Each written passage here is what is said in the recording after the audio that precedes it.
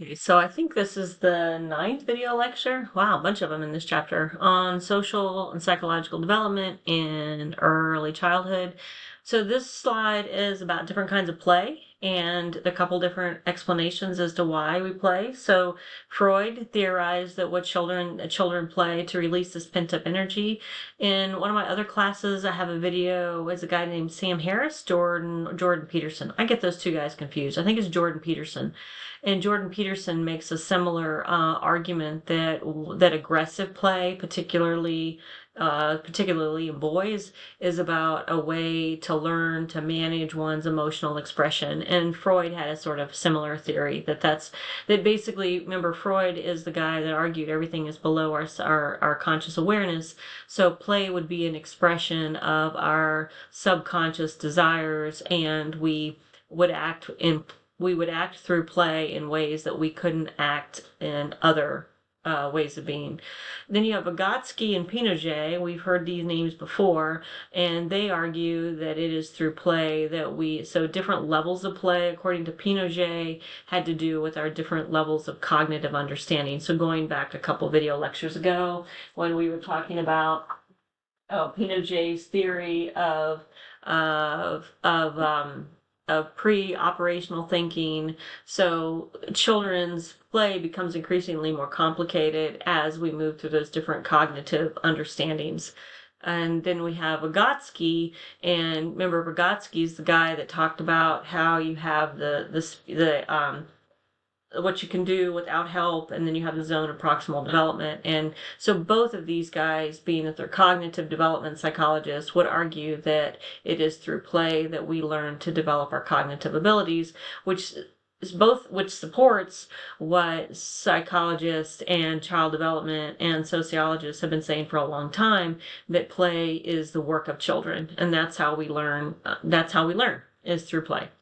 Now, we also have a couple different models and observations about different types of play, and kind of this is similar to what the last slide ended up when we were talking a little bit about peers and peer rejection. So you have a couple levels of play that we are considered non-social. That's the unoccupied, the solitary, and the onlooker. And these kinds of play, so like the solitary is the kid who plays by himself. You have the onlooker who's doing its own thing by themselves, but they're watching other children. And then you move into a set of kinds of play that we'll call the social play. So you have the parallel play, which is where I'm kind of doing the same thing, but we're doing it side by side, or we're doing it together. So in your little picture here, it's the kids on the jungle gym. That would be parallel play. And these levels of play actually move up through levels of doing it all by oneself to doing it in interacting or cooperatively, because the most cooperative, and really an indication that children have developed a social have developed their social skills so that they can integrate other people, and that's what we would call cooperative play. And that's really what the point of this is. You remember, because part of what's happening in this stage of life is we're moving from not having a concept of self to having a concept of self, and then how does the concept of self interrelated to other people. So we move from unoccupied, doing something all by ourselves, watching people, to doing the same thing, to now we're going to do, what is the associative play? How does it describe? The associative play is children who share a toy, but they don't have a common goal. And then you get to cooperative play, and this is when we're doing the same thing, but we have a common goal, and we're not going to get there until we do it together. And so this is a whole different level of emotional and social development that a child gets when they're able to not just do the same thing by watching, but now we're doing something together. Right? And this means that a kid has learned some social skills. And In a social world, you got to have social skills. So what's interesting also about this understanding about play is if you are in kind of an occupation where you do like psychological assessment or psychological evaluation and you're watching children, these tools, knowing or having this understanding can be really can be useful, because if a child is always an onlooker and never engages in cooperative play, this could be some cues as to like the psychological, emotional development of the child. Okay, so here's kind of a collection of some other concepts that are offered in your textbooks. It's worth pointing out that this is a developmental stage where children are learning some what we call social understanding, and that children are very quick to pick up on patterns of behavior. It's as if they're biologically programmed to perceive and to watch very closely how people act. They learn in this stage of life expectations about other people. They make close observations, and they're learning social skills through observation. This is a stage of personality development, as we've talked about before in previous chapters and previous lectures. Our personality is developing in concert with or through an interplay of our biological predispositions, the temperament in which we're born with, and the social and the environmental experiences. This is the mesh between temperament, right, our biological temperament, and the goodness of fit of the people and our parents and our caregivers. Social and emotional competence, we're learning hopefully we're learning the foundations of having a social and emotional competence and understanding about how the world works and about my own emotions and how to learn to manage my emotions, right? That's really what emotional intelligence is. Emotional intelligence is I understand what emotions I'm experiencing. I can pick up the cues by watching other people.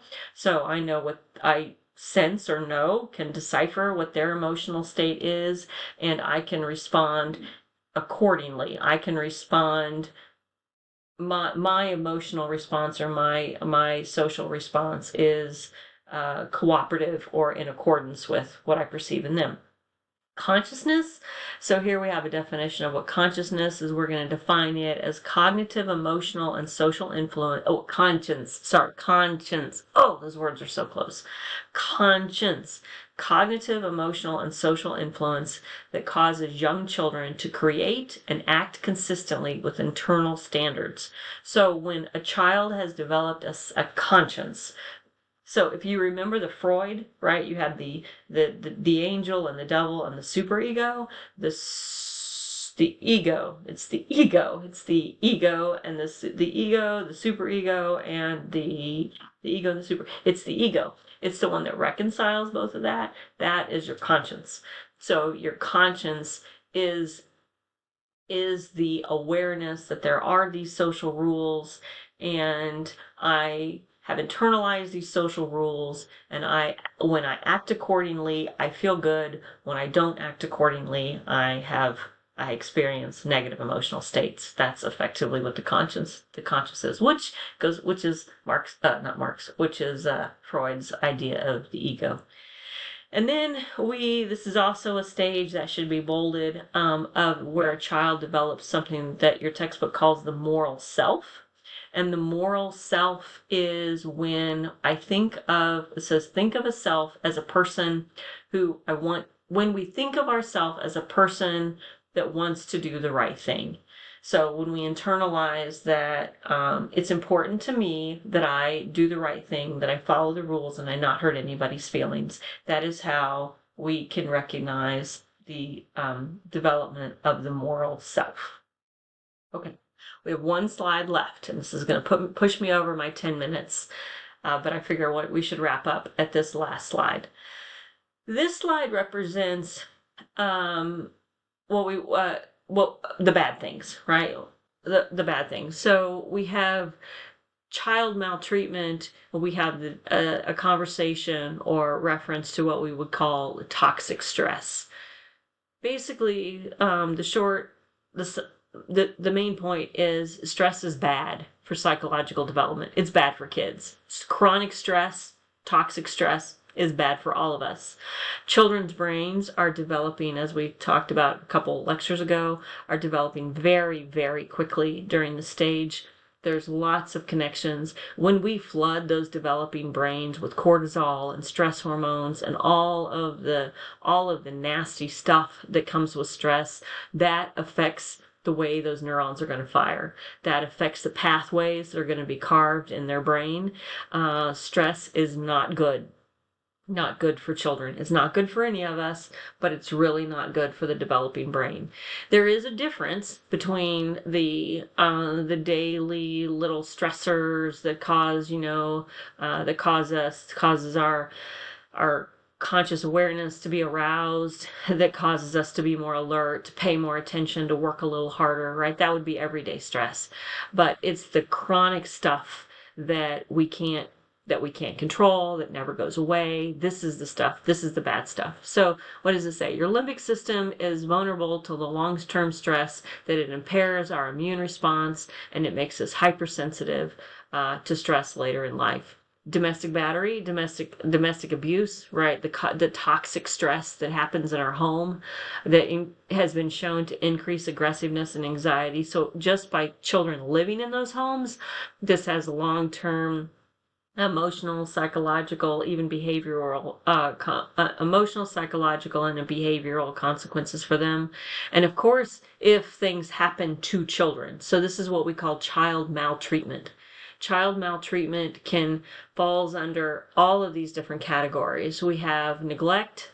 I'll talk about that more in just a second. Physical abuse is obviously, when you're physically hurt by in your home. Sexual abuse, this is any kind of sexual behaviors towards a child that are inappropriate for their age, right? Which was pretty much everything.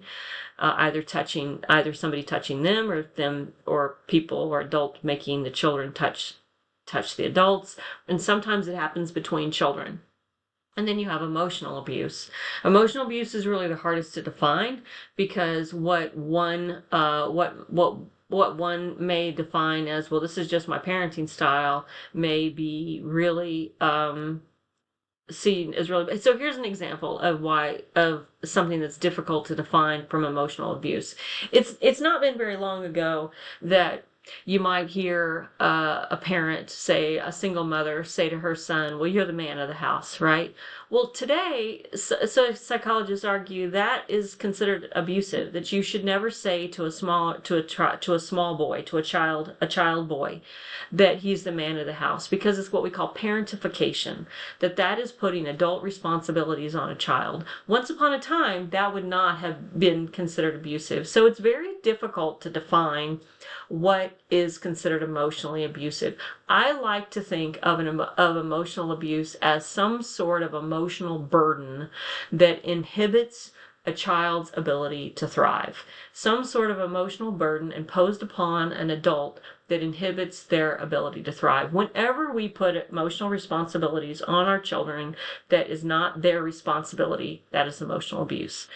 And the final one, and the one that will show up in a quiz question, is neglect. Neglect is considered the most common form of maltreatment. There are different kinds of neglect. You can have emotional neglect, where you fail to respond to your child's emotional needs. You simply ignore them.